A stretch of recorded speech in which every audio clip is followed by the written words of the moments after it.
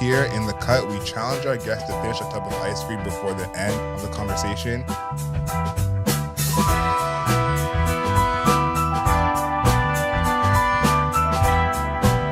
Good morning, good afternoon, good evening, and good night. My name is Adriel Smiley, a.k.a. AdrielSmiley.com, a.k.a. Adriel Smiley Official, a.k.a. The Godfather. Now, here in The Cut, we challenge our guests to finish a tub of ice cream before the end of the conversation. Someone returning to the show, maybe the longest episode in The Cut history. I haven't checked the stats on that, but I feel like that's pretty accurate. Friend of the show, T. Fannie. It was the weirdest one and the longest one? One of the two, at least. At least one of the two. Oh, okay. Yay. Welcome back. Listen, thanks for having me. The first one was good enough that you got brought back. So even though it was extra long, it's like, it wasn't the worst thing in the world. Okay, that's good. Okay, I like that. We took to the interwebs to get to get some questions off. Yeah. Because I feel like I'm not as messy as the people are. I feel like the people are pretty messy. They want the quote-unquote tea. Yeah. Me, I'm actually going to ask you about the music, but we're going to put that to bed for now. Okay, we're actually going to get to some real questions. I'm not nervous. Oh, my goodness. This one I feel like is very, very instigator type vibes. We're not going to name names. Okay. But one of the comments said, would there be any artist you'd have a battle beef with in person over tracks in a friendly way? Let's make that safer, okay? And let's say, who do you think is good enough for you to beef with? Like, who's on your level lyrically? You know, that would be worth it in that sense. Who is on my level lyrically? That's like a more hot water question. You said you'd make it easier. Because you wouldn't beef with someone beneath you. You know, if someone can't really spit, then they're probably not worth putting any tracks towards, you know? So it would have to be someone at a certain level that you're like, okay, I can send some bars your way. I think I would do my big bro, K-Riz. Okay. Yeah, it would be a battle because I think that would be an epic battle. And he always, every time we collab, he always pushes me and I get my best verses. Mm-hmm. So I'm going to be selfish and say K-Riz. All right, that's something I actually want to see. I feel that'd be more heartbreaking than anything. But I see where you're headed with it. Heartbreaking for who? No, I don't want to know. I don't want to know. Heartbreaking for me. Like, yeah, you say you don't want to see mom and dad fight. like that's just. But it would be friendly. So it would be like, you know, we're battling, but it's like a friendly battle, like Drake and Kendrick. I don't know where you were in 2024, but friendly don't exist in the battle anymore. Yeah, what do you mean? That's Drake and Kendrick. That's a friendly battle. I listened to Euphoria on the Stairmaster this morning. Not a friendly battle. What's your favorite way to be inspired to create? I think this is an interesting one because you could take this as many different directions of what that means. But when that comes to mind for you, what's your favorite way to be inspired to create? My favorite way. Oh my gosh, I'm not even eating this. My favorite way to be inspired to create. What kind of question? Okay.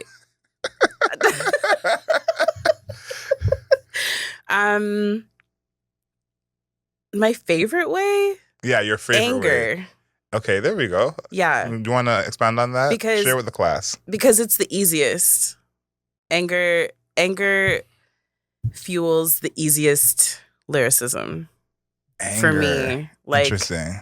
Yeah, if I'm angry about something, that verse or song will be 20 to 25 minutes. But will it come out angry? Like, will it be Eminem cleaning out my closet? Or have you written out stuff that's not angry when you are angry? No, I can write other stuff when I'm angry. Mm-hmm. So it's not like pure anger. But if I want to channel it, then it's definitely anger and it's easier. And then usually I have to go back and make sure that it doesn't specifically sound like a certain person so that it's more generic. So it's not naming names. Yeah, but so then it just sounds like a song. Have people ever known it's them? Because I know when bars are about me. So do people know when it's bars about them? Have you heard back from any of those people? I feel like it's more so if the shoe fits. Oh, you're not. So you won't confirm. You'll just let them kind of stew in it if they want to. I'll confirm with that person. Okay, so if they come to you and they say, "I think this bar's about me," you'll be like, "Damn right it was." Mm-hmm. Okay. Usually before it even comes out. Okay, that's respectable. I was going to say, you're not running from the smoke, but you're even taking a step up and being like, by the way, these shots are at you. You inspired this. Interesting. Yeah. Interesting. And if you want to do something with your life about it, because I'm a Virgo, so I'm probably not wrong about it. My mom's a Virgo, so I have to agree with you. Okay. Yeah. Facts. Yeah. Yeah, I think that's the most iffy thing to me is I feel for people who date musicians because I'm like, if you end up in a bar, like how do you? Because I've ended up in lyrics that the person didn't come to me and tell me. You know, I just heard the song after and I was like, all right, we talked about that like 8 days ago. Yeah. So I think that's probably reason number 34 why I'm still single forever is because I do consider myself like, and I'll say it live on stage, like I could be the Taylor Swift of hip hop because if we date, I'm gonna write about it, whether I like it or not, and whether you like it or not. But it's 2025. That could be someone's kink. Like you could be, you know, blocking your blessings or thinking that's a problem. There could be. Oh, well, then if they like it, then yeah, come holla. This ring is just for me. Like, come holla. There you go. Do it for the plot. Like, you know, if that's what you're into, I got you. You want me to write about you? I got you. This question I'm actually going to ask you two ways because we talked about this a little bit before we started recording about dating. Do you have a celebrity crush? I don't know if I even asked you that. Like, I don't know what your celebrity crush is. Doesn't everybody have celebrity crushes? I just got celebrity crushes like a couple years ago. I'm new to the celebrity crush game. I went like years without having one. You're young though. So now thank you so much. But now I'm back in the celebrity crush game. But who's your celebrity crush? Or you have a top 3 like Tiana. Okay. Yeah, Tiana Taylor.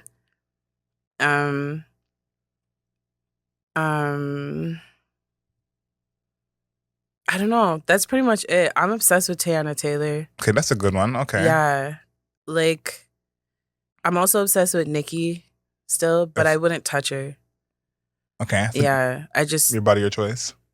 Yeah, not my body. Not my choice of body. Oh. All right, I'm picking up what you're laying down. I actually have a brand new one. This one is probably like not even 2 months old. Oh. It's Keke Palmer.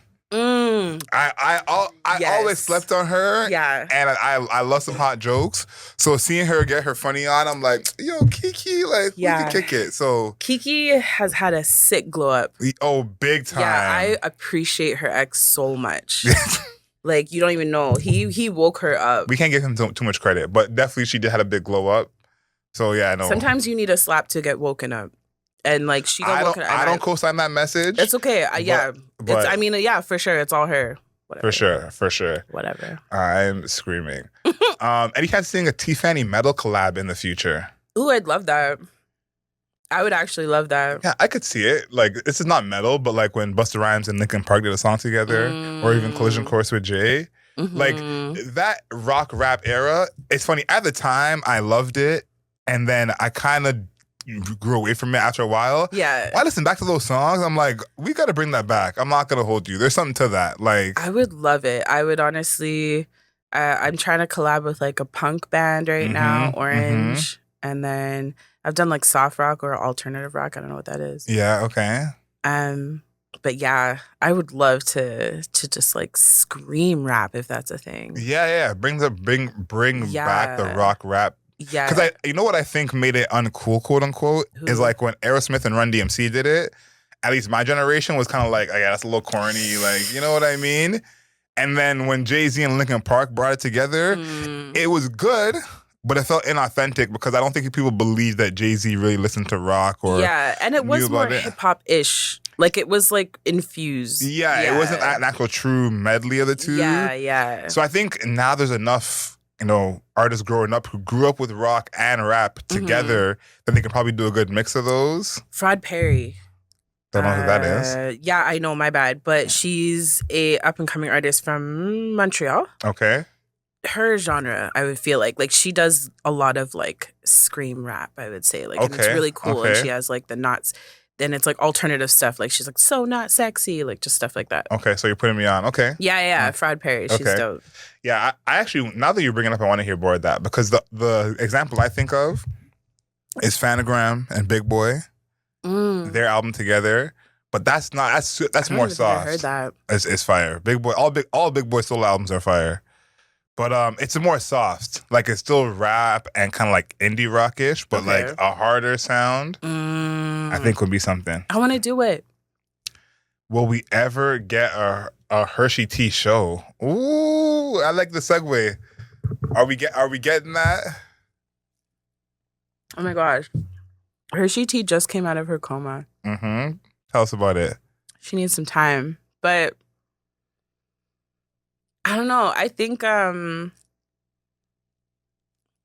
the end of this year, there'll be a HerSheTea show. Okay. Mm-hmm. Okay.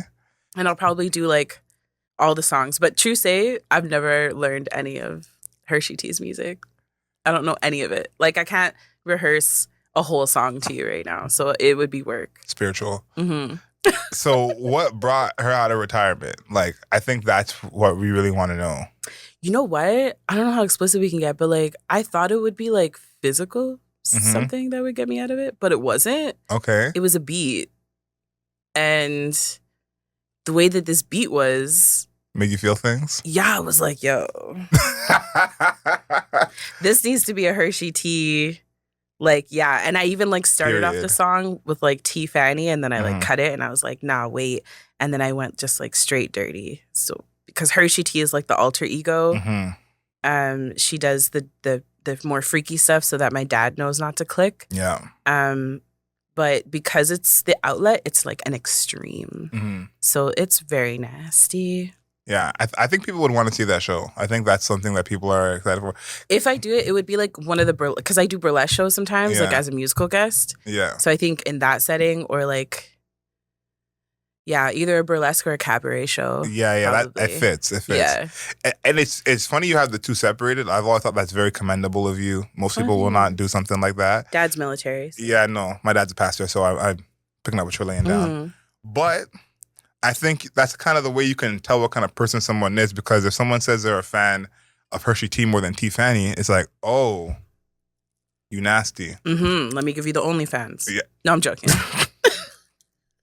So we don't judge here. We listen, but we don't judge. I judge. I don't care. In my head, I'm judging, and that's okay. All right, you can judge enough for the both of us. Okay. Yeah. I got you. I'll never judge in this seat. I want to talk about your last album, because I guess it came out after we spoke, like right after we spoke. No, I think I lied about the date last time we spoke, because I feel like it was like a year and a half ago. Yeah, but I don't think it was out. No, it wasn't out yet, but I think my plan was to have it out like right away. Yeah, it came out like a little bit after then. Yeah, but it definitely hasn't been that long since it's been out. No, September. Yeah. How do you feel about it now? Because it hasn't been that long. No. But it's got enough time where it's like people have heard it, kind of got some time to live with it. How do you feel about it now that it's actually been out for a few months? I'm super excited about it. I feel like we've been working on this for so long, and it's basically a collab album. This is like it's like Voltron album. No, Drake 21 Savage. Like no, he didn't.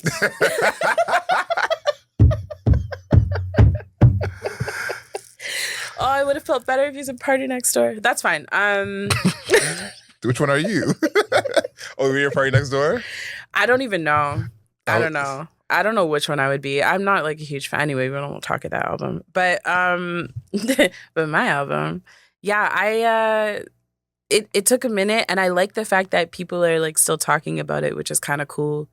I wasn't sure about how the rollout or the marketing would be, and like, is it going to be one of those ones where like it comes out and then like a month later nobody's talking about it? But it seems pretty cool. Like I'm still getting stuff from it. I'm still pushing it, and the goal is to do like a remix of the whole album, or at least most of it, with like all Alberta artists. Mostly Calgary if I can, but yeah, mostly it'll be all Alberta.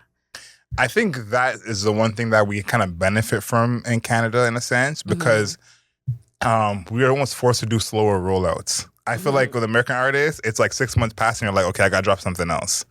And I was telling someone the other day, I miss the old rollout where like the album comes out in February and you kind of like promo it, for like 8 months. Yeah. And then you promote the next album, But I feel like because of the internet, it does feel like it's so hard to do that.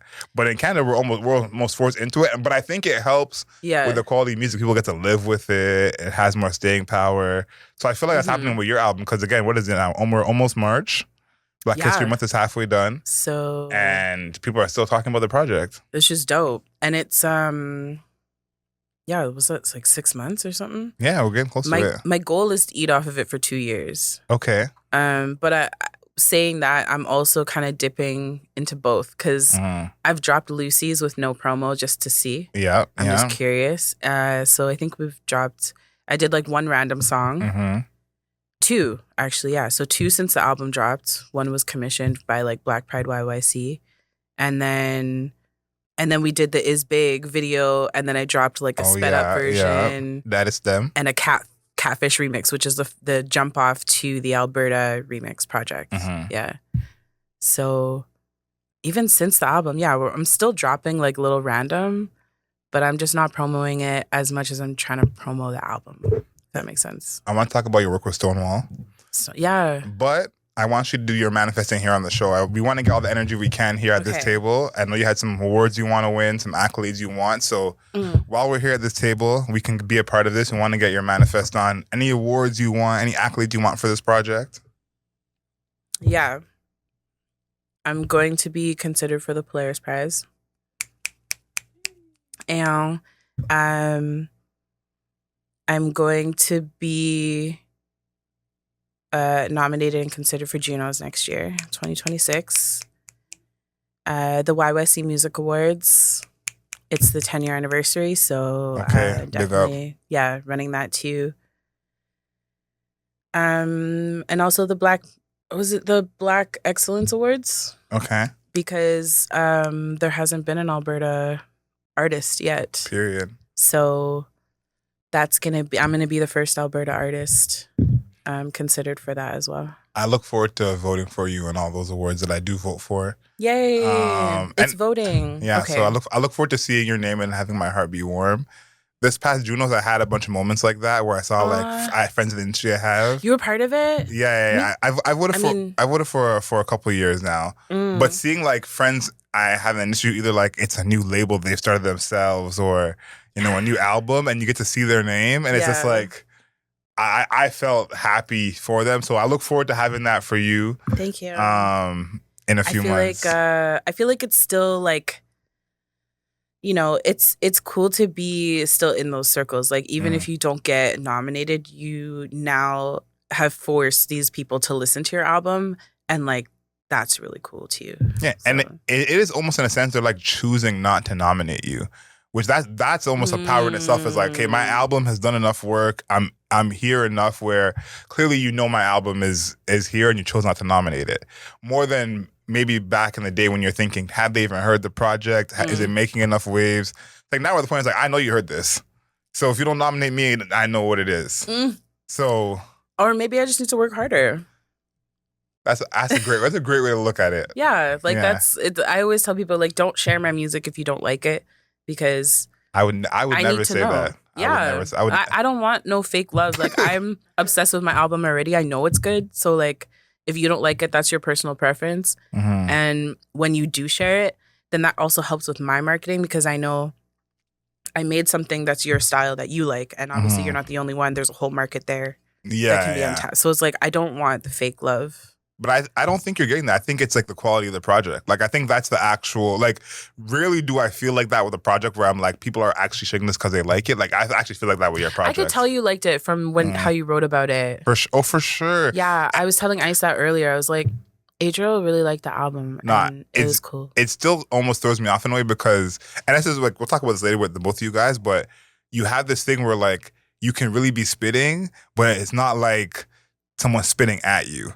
I can still ride to this, and I always feel like that is always the like in between of like, can I feel like, oh, this person is really rapping here, but can I play this in the car, and just drive around to this, because we're not always going to be driving around to 88 bars. Like, that's not always going to be the vibe. So the fact that you didn't sacrifice that on like so many songs, where it's like I'm just vibing to it, and then maybe third verse, second verse, I'm like, oh, she's spitting.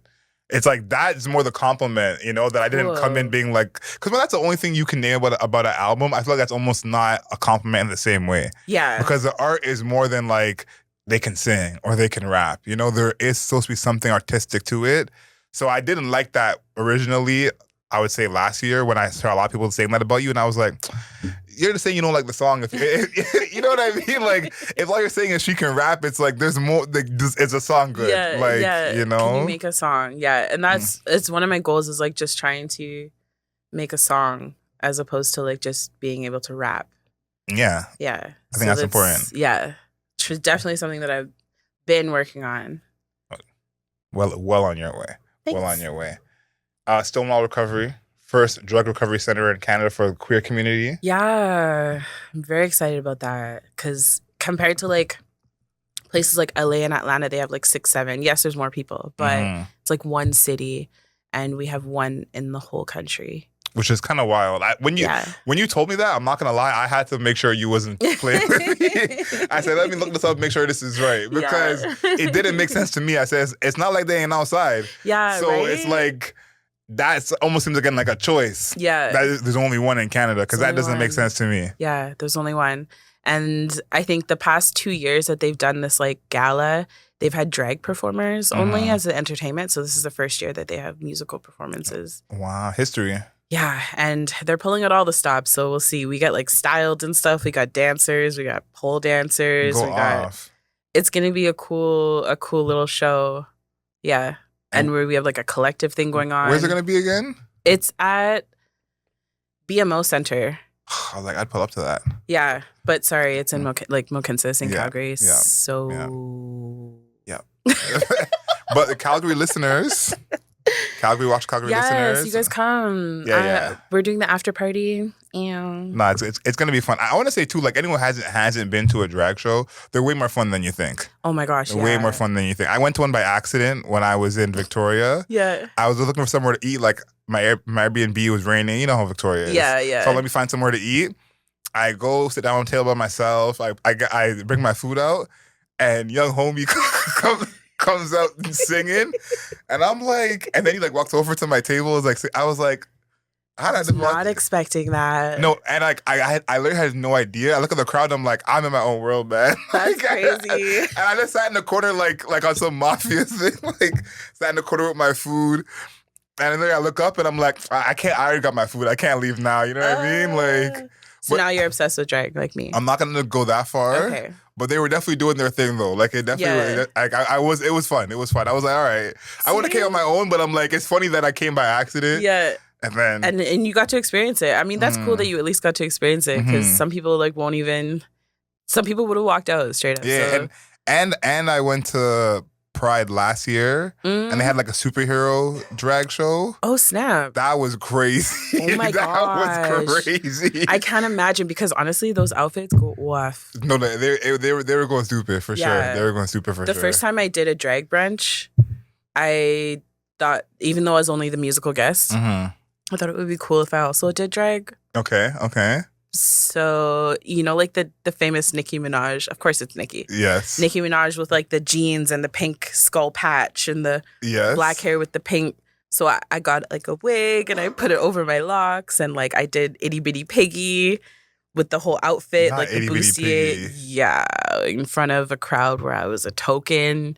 Were they with you on Itty Bitty Piggy or they had no clue? I think that they appreciated the talent. Oh, they didn't have no clue. But yeah, I was very naive too. Like I was new. You thought they would have known a classic when they heard it. Yeah, you know what I mean? I was like, this is a famous Nicki song. But like, it's not a famous Nicki song to everybody. I know what you mean. I've been somewhere, I think they about to swag surf. And ain't nobody swag surfing. I'm just by myself. So I know exactly what you mean. All right, well, this is our last one before we switch over. We're going on time today. Let's see what you got with the ice cream. How far are we? Why do you need to see it? Okay, we did better this time. At least I did better this time. Yeah, I'm struggling. Last time you almost could have had 2 ice creams. You know why though? Because I cheated and I just did vanilla because I knew it would be easy. Yes. But now I'm like, oh, there's bits and pieces now. Flavors. Like there's more content. Yep. Okay, this is the last one. And I wonder if your answer has changed. But you know, we had the segment on the radio show called Wednesday Wisdom. Looking for a quote or saying either you remind yourself of or the people around you. Is there a quote for you that kind of always runs through your head or you tell the people around you? I don't even remember what I said last time. Maybe I'll just go with patience is something you strive for and not attain. Yeah. I like that. I like that. I mean, patience. Whoops. I misquoted myself. Hold on. Perfection is There something you you go. strive for, not attain. I was going to say progress, not perfection. Yes, progress, not perfection. But like patience works really well too. I might just Yeah, patience is good too. I might just work. I might just change it. But yeah, perfection is something you strive for, not attain. So like you're always working to try and better yourself. I like that. I like that. I want to thank everyone for watching this episode of The Cool Table. In the cut, I want to say you did, as she scarfs it down for all the audio listeners, you did it much better this time, even though you had less ice cream. Yeah, brain freeze on the way, but I think you did a good job. All of our ice cream for season 3 is supplied by Eva's Original Chimneys. Apple pie is a flavor of choice today. And what would you rate it out of 10? Out of 10? 10 out of 10. Period. Mm-hmm. Okay, I'm with that. You can find us on the interwebs at The Cool Table Live on Instagram, at The Cool Table on YouTube. You can find me on Twitter at AdrielSmiley_, on TikTok at AdrielSmiley.com. For everyone listening to the audio, leave us a rating and a review, 5 stars, not a single star less. And of course, until next time, know yourself, know your worth.